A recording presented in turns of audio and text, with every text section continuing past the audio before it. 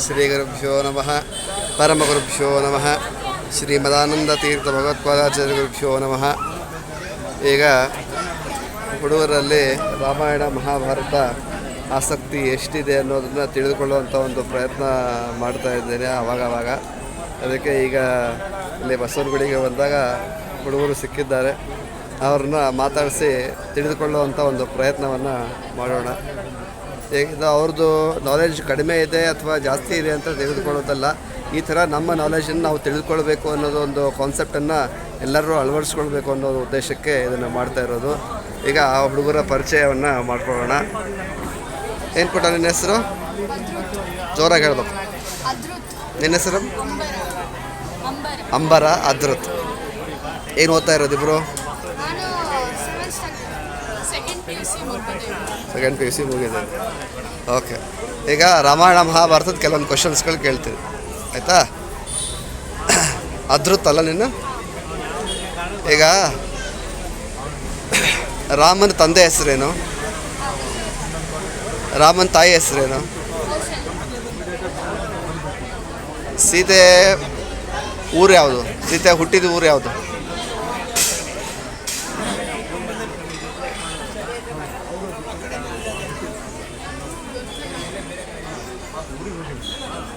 ಮಿಥಿಲಾಪುರಿ, ಮಿಥಿಲಾ ನಗರ.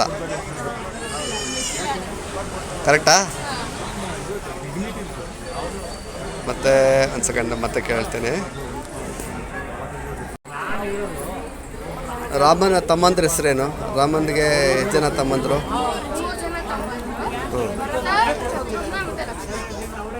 ಯಾರಾದ್ಮೇಲೆ ಯಾರು ಹುಟ್ಟಿದ್ದು?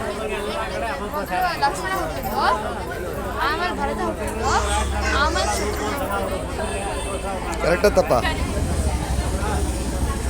ಈಗ ರಾಮಾಯಣದಲ್ಲಿ ಒಂದು ಇದು ಪಕ್ಷಿ ಸೀತಾದೇವಿನ ಅಪಹರಣ ಮಾಡ್ಕೊಂಡು ಹೋಗ್ಬೇಕಾದ್ರೆ ಪಕ್ಷಿ ಬಂದು ರಾವಣನ ಜೊತೆ ಯುದ್ಧ ಮಾಡಿ ಸತ್ತೋಗುತ್ತೆ. ಯಾವ ಪಕ್ಷಿ? ನಿನಗಲ್ಲ, ನಿಂಗೆ. ಜಟಾಯು. ಯಾವ ಥರ ಇತ್ತು ನೋಡೋಕ್ಕೆ ಜಟಾಯು? ಕನ್ನಡದಲ್ಲಿ ಹದ್ದು. ಸೊ ನಾವು ಕನ್ನಡನೂ ಹೇಳೋದನ್ನು ರೂಢಿ ಮಾಡ್ಕೋಬೇಕು. ಇಂಗ್ಲೀಷ್ ತಪ್ಪಲ್ಲ, ಬಟ್ ಕನ್ನಡ ಬಿಡಬಾರ್ದು. ಸೊ ನಮ್ಮ ಮಾತೃಭಾಷೆ ನಾವು ಇಟ್ಕೊಂಡೇ ಇರಬೇಕು, ಆಯಿತಾ? ಈಗ ರಾವಣನ ಅಣ್ಣ ಒಬ್ಬ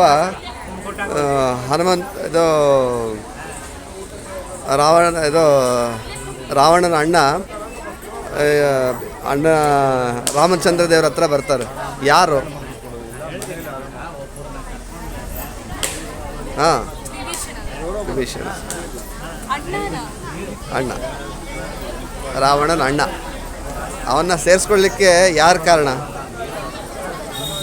ಸರಿಯಾಗಿ ಸೇರಿಸ್ಕೊಳ್ಳಿಕ್ಕೆ ಯಾರು ಕಾರಣ? ಹನುಮಂತ ದೇವರ ಕಾರಣ. ಯಾಕೆ ಅಂತ ಗೊತ್ತಿಲ್ವಾ? ಸೊ ಹನುಮಂತ ದೇವರು ರಾವಣ ಹತ್ರ ಏನಾಗಿ ಹೋಗಿರ್ತಾರೆ? ಏನಾಗಿ ಹೋಗಿರ್ತಾರೆ? ಒಂದು ಇದು ಬೇಕಲ್ಲ. ಈಗ ಇವತ್ತಿನ ಕಾಲದಲ್ಲಿ ಮೆಸೆಂಜರ್ ಅಂತ ಹೇಳ್ತೀರಿ, ಅದಕ್ಕೆ ಅವಾಗಿನ ಕಾಲದ ಸಂಸ್ಕೃತ ಶ್ಲೋಕ ಸಂಸ್ಕೃತ ವಾಕ್ಯ ಪದ ಬೇಕಲ್ಲ. ಹೇಳ ದೂತ ಅಂತ ಕರೀತಾರೆ. ಹಾಂ, ರಾಮದೂತ ಅಂತ ಕರೀತಾರೆ. ಸೊ ದೂತನನ್ನು ಏನೋ ತೊಂದರೆ ಕೊಡಬಾರ್ದು ಅಂತ ಇದೆ. ಆ ದೂತನನ್ನು ತೊಂದರೆ ಕೊಡ್ತಾ ಇದ್ದಾನೆ ರಾವಣ.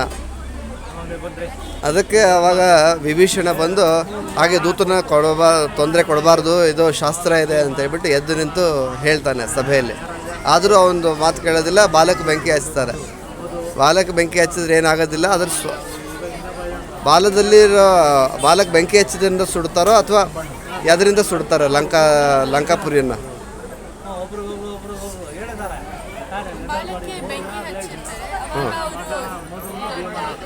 ಸ್ವಪುಚ್ಛಗೇಹವನ್ನಿನ ಅಂತ ಬರುತ್ತೆ.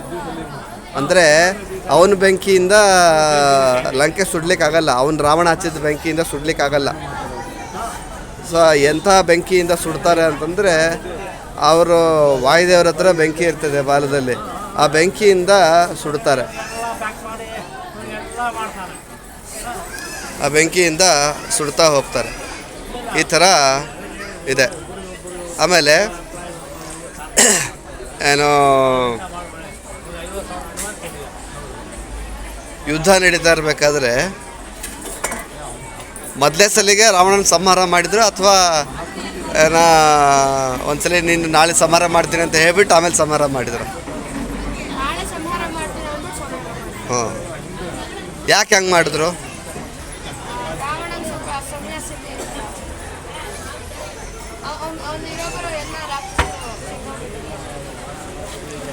ಈಗ ರಾವಣ 2-3 ಕಾರಣ ಇದೆ ಅದಕ್ಕೆ. ನೀ ಹೇಳಿದ ಎರಡೂ ಕರೆಕ್ಟು. ಜೊತೆಗೆ ಅವನದು ಪಾಪ ಏನಿರ್ತದೆ ಪೂರ್ಣವಾಗಬೇಕು.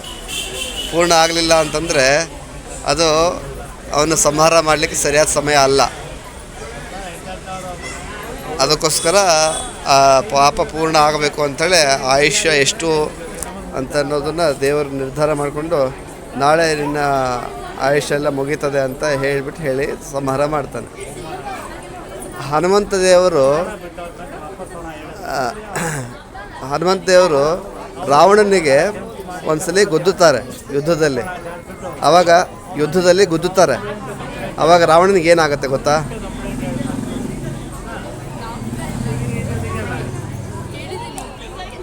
ರಕ್ತ ಕಾರ್ಕೊಂಡ್ತಾನೆ ಅವನು.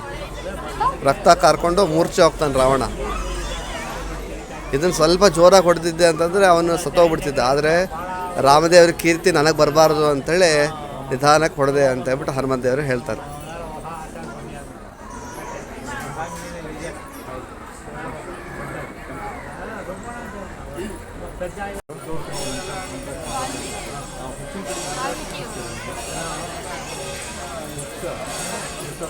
ರಾಮನ ಗುರುಗಳು ಯಾರು?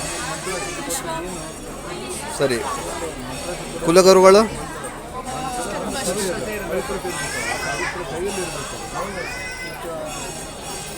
ರಾಮ ವನವಾಸಕ್ಕೆ ಹೋಗಿರ್ತಾರಲ್ಲ ರಾಮಚಂದ್ರ ದೇವರು, ಅವಾಗ ಯಾವ ಭಾಗದಲ್ಲಿ ಜಾಸ್ತಿ ದಿವಸ ಇದ್ದರು?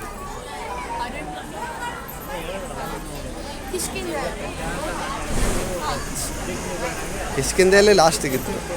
ಆದರೆ ನೀನು ಸಂಧ್ಯಾವಂದನ ಮಾಡ್ತೀಯಾ? ಸಂಧ್ಯಾವಂದನ ಸಂಕಲ್ಪ ಹೇಳು. ಶ್ರೀ ಗೋವಿಂದ ಗೋವಿಂದ ಜ್ಞಾಯ ಪ್ರವರ್ತಮಾಸ್ಯ ಆದ್ಯ ಬ್ರಹ್ಮಣಃ ದ್ವಿತೀಯ ಪರಾರ್ಧೆ ಶ್ರೀ ಶ್ವೇತವರಾಹ ಕಲ್ಪಯ ವೈವಸ್ವನ್ವಂತರೆ ಕಲಿಯುಗೆ ಪ್ರಥಮ ಶರಣೆ ಭರತ ವರ್ಷೆ ಭಾಷಖಂಡೇ ಜಂಬೂದ್ವೀಪೆ ದಂಡಕಾರಣ್ಯೆ ದೇಶೇ ಗೋದಾವರ್ಯಾಃ ದಕ್ಷಿಣೆ ನೀರೆ ಶಾಲುವಾರ್ಷೆ ಬೌದ್ಧಾವತಾರೆ ರಾಮಕ್ಷೇತ್ರೆ. ಏನು ಹೇಳಿದೆ? ಬೌದ್ಧಾವತಾರೆ. ಆಮೇಲೆ ರಾಮಕ್ಷೇತ್ರ ಅಂದರೆ ಇದನ್ನು ದಂಡಕಾರಣ್ಯ ಅಂತ ಕರಿತಾಯಿದ್ರು. ಆದರೆ ದಂಡಕಾರಣ್ಯ ಅಂದರೆ ಉತ್ತರದಲ್ಲಿ ರಾಮಚಂದ್ರ ದೇವರು ಜಾಸ್ತಿ ಇದ್ದರು. ಆದರೆ ದಕ್ಷಿಣದಲ್ಲಿ 14 ವರ್ಷ ವನವಾಸದಲ್ಲಿರ್ಬೇಕಾದ್ರೆ ದಂಡಕಾರಣ್ಯದಲ್ಲೇ ಜಾಸ್ತಿ ದಿವಸ ಇದ್ದರು. ಸೊ ಅವಾಗೇ ಎಲ್ಲ ಇಲ್ಲಿ ಸೀತಾ ನದಿ ಅಂತೆಲ್ಲ ಇದೆ. ಇಲ್ಲಿ ಗೊತ್ತಾ? ಸೀತಾ ನದಿ ಅಂತ ಇದೆ, ಸೀತಾ ಕುಂಡ ಅಂತ ಇದೆ, ಆ ಥರ ಎಲ್ಲ ಇದೆ. ಶಬರಿ ಇದ್ದದ್ದು ಇದೇ ನಮ್ಮ ಕರ್ನಾಟಕದಲ್ಲೇ, ಗೊತ್ತಾ? ಶಬರಿ ಕೊಳ ಅಂತ ಇದೆ. ಶಬರಿ ಇದ್ದದ್ದು ಎಲ್ಲ ಜಾಗ ಇದೆ. ಹನುಮಂತ ದೇವರು ಅವತಾರ ಮಾಡಿದ್ದು ಎಲ್ಲಿ? ಯಾವುದೋ ಒಂದು ಬೆಟ್ಟ ಇದೆಯಲ್ಲ, ಬೆಟ್ಟ ಹೆಸರೇನು?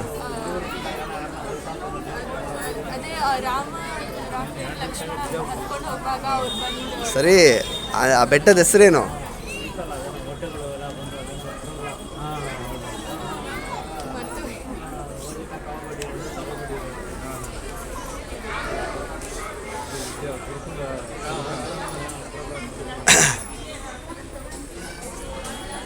ಒಂದು ಸೆಕೆಂಡ್.